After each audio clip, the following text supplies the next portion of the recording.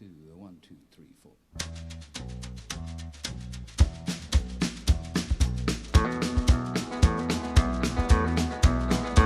On the road again. Just can't wait to get on the road again. Hello everybody. Today we are going to take another look at the Trimo tools to show you the transition from the regular steel handles to the addition of the perfect handle to their wrenches. Let's get down to the shop and check it out. And remember, while you were here, beware of the pits. Hello everybody. Well, this is just my style.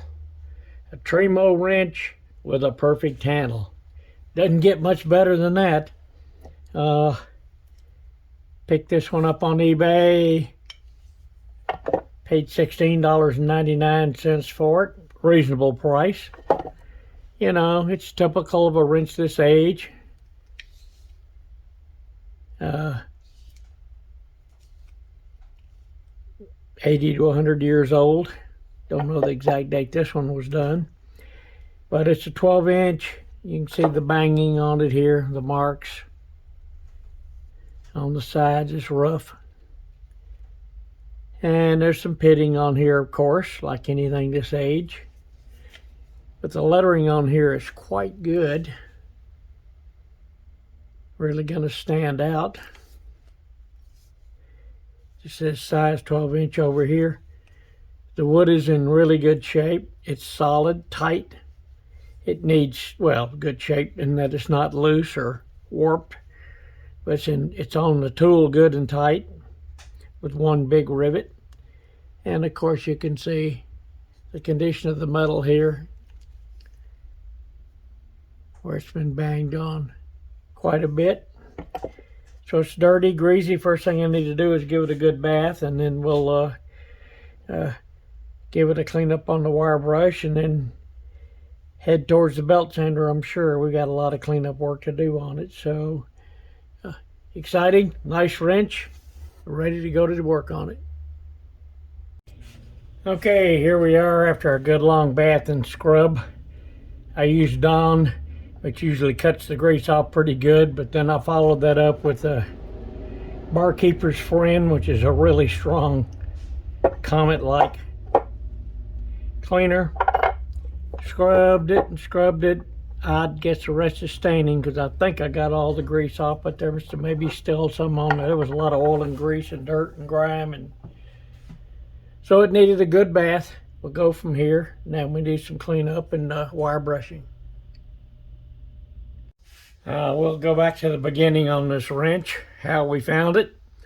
And you can see the rough, all the hammering, marks on the head of it here. It was shattered pretty bad all around the sides. This had really been banged on the back. Of course, we needed to clean it up, get it suitable. Also, didn't mention earlier, there were two wrenches involved. This 12-inch size, and then I had an 8-inch size. So I did them both, and so I'll show them to you. I will mention this. I want to talk a little bit about this handle design.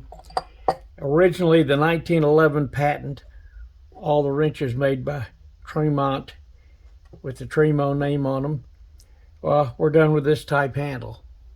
And this was patented in 1911. In 1930, Trimo bought the Perfect Handle company. They were going under during the Depression, so they picked them up for probably an easy bit of money. Anyway, after they bought the Perfect Handle company, they started incorporating this design on the handle of this wrench. So they didn't start making this till 1930, so that'll give us the age range. They made this, they continued on in business from 1930 to about 1950. But that's when it started, after they bought the Perfect Handle company. So we put this wrench through the paces. We had to do a good bit of work on it, and here's what we came up with. and I think we nailed it pretty good. The wrench looks dynamite now. All that rough on the tool is smoothed out now. Both sides had a lot of dents and marks and pitting on them. The complete wrench was polished and shined. That back handle here that was really banged up bad, smoothed out now. Same is true back here. So it's cleaned up nice and shiny. The handle, we did our typical handle that we do on the Perfect Handle tools, and that's we sanded it down smooth. Put a gun stock finish on it. It came out a little lighter, but the wood tends to come out differently. I put 2 coats on, and it didn't want to go any darker, so that's why we ended up with the wood. Put my 1 coat of lacquer on there, and then came back and buffed it down with the steel wool, and then waxed the whole tool, including the handle and the whole tool, to protect it. So suitable, nice finish on it now. That was the first wrench, and the second wrench we did was an 8-inch, and we did the same type finish on it, although it had some different lettering in here. It said Trimo Manufacturing Company, where this one said size 12-inch, and we went ahead and sanded on that to get that printing a real bright shiny, so when we finished the wrench that would stand out. Summer type finish on all of it. We finished all the way around the edges, the complete wrench, sanded and sanded till we got it the metal smooth.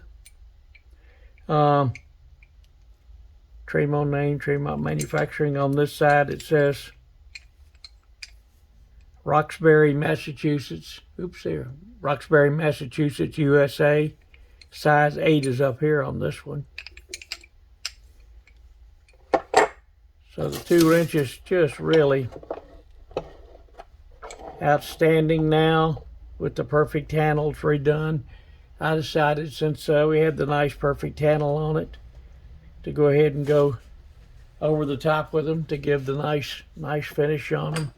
Again, for comparison, it was this type of wrench that was just redone with a different handle design. I think it's a nice improvement because I like the wood. I'm just always partial to that. And since I had these two wrenches all fixed up in a collection already, I decided to redo my display. So we'll go over to the board now and look at the completed display. And if you remember, recently we gave the Perfect Handle tools their own display section on the wall. And then right beside it now, we've got the Trimo collection, Trimo Manufacturing Tools. You can see the original design. You can see the improved design with the perfect handles. Over here is where the original nut wrench they made, which was back in about 1903, I think. Before they made the change in 1911 to design. And of course they did make pipe wrenches starting in the 1890s. So there's the collection together on the display board. The changes I'm making now is I'm starting to group the tools together by the brands, and I think they show a lot better that way than just everything all mixed on the board. Thank you for watching my video.